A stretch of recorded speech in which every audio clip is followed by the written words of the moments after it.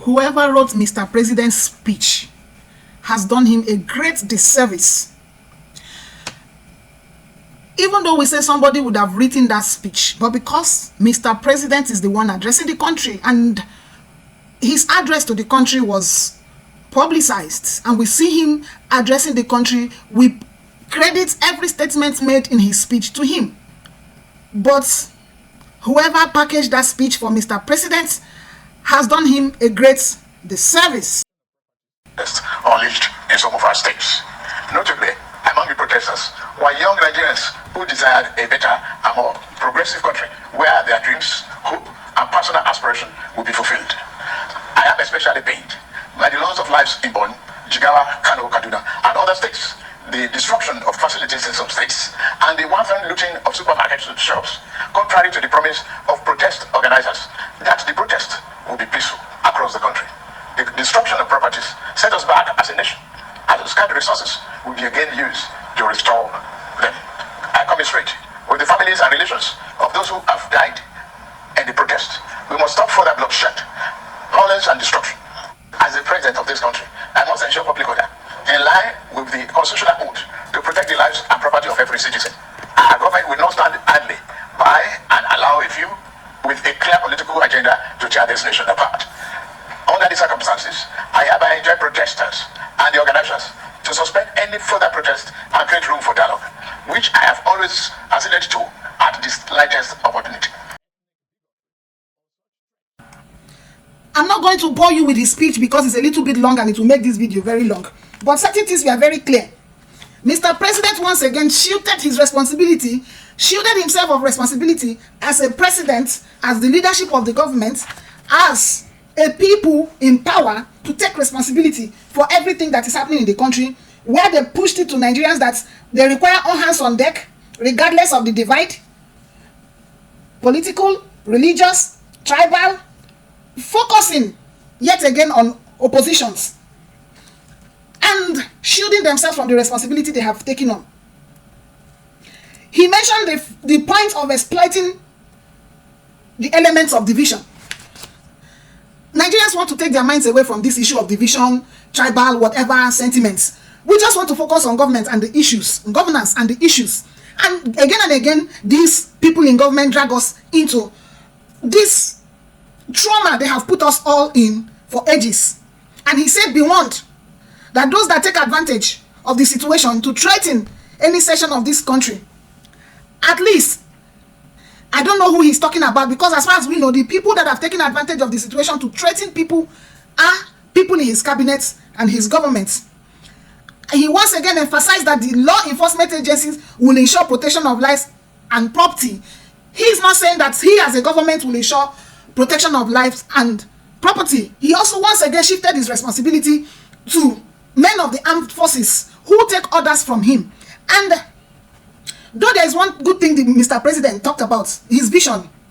And he said his vision is a prosperous nation where each person may enjoy peace and freedom.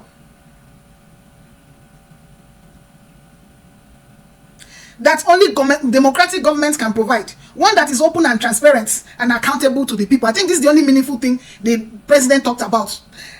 But everything they have done negates this claim. He alluded to the fact that our country, over time, in decades, have experienced economic woes. The excuses come once again and the justification for whatever they have been doing. He doesn't know that the decision of the removal of fuel subsidy affected a lot of things, including neighboring countries. Imagine countries like Cameroon, Benin, all these are our neighbors that rely directly on Nigeria for fuel. If you go to those places before now, the price of oil is triple. Talk more of now. This is the African Pan-Africanism, the African Union agenda, where we should watch out for each other, not only our country. Mr. President would have also considered that these neighboring countries that literally live like we are together, we are one, that doesn't have major borders dividing us, also impacts on Nigeria's economic situation to have made that decision. So this government makes justifications for everything they have done so far without taking responsibility. He talked about 1.9 trillion doubling of their economy, but Nigerians can't feel it. Funds raised are not used to run the people. our economy. It's used to run government, pointing to the same thing that protesters are asking for, to cut the cost of governance. These monies, if they trickle down every nook and cranny of our grassroots, the people will feel it. But what we see is government that use whichever money recovered to run themselves as a government and not the people or the economy. Government insists that they have improved our lives and affirms whatever they have been doing. Mr. President affirms whatever they have been doing and says they have improved the lives of Nigerians. If you ask me, this speech is just an international PR, because I don't think this is speaking to the reality of Nigerians. It sounds like people abroad are going to listen to this speech. Let's package it very well, because they don't know the reality on ground, and they are going to be judging the country based on whatever the president and his people say. So for me, this speech is an international PR, in as much as I agree to one statement Mr. President made, that the vision of a government should be that of a prosperous nation where every person enjoys peace and freedom and a meaningful livelihood through democratic processes. And Mr. President didn't do differently than his aides or his spokespeople. Whoever wrote the speech for him nailed him.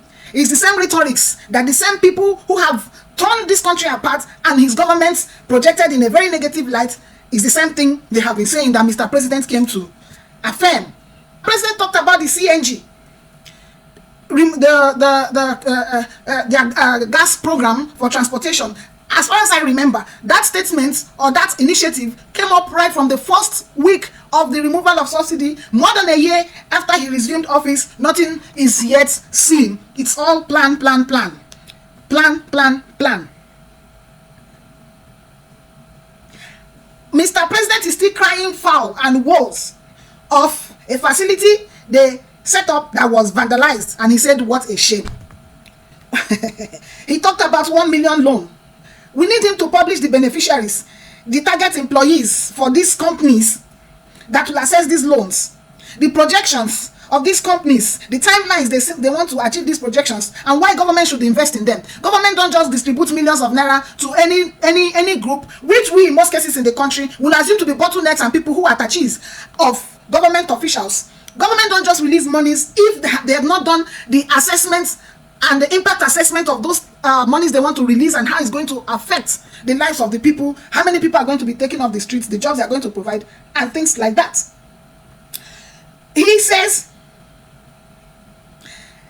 that they have been doing a lot, but everything looks like an emergency response to the protests and not what they have actually put on ground to solve the problems. Mr. President said he is interested in dialogue. I think at this point, it would be nice to accept that he's interested in dialogue. He also said that he's going to lead the charge for the dialogue. We will now expect the president himself to engage with Nigerians in a conversation and sit down with them to begin to think about the things they are talking about: constitutional review, cutting the cost of governance, judicial reforms, and many of them that we see that if implemented will take care of all this nonsense they are saying they are doing that we are not seeing.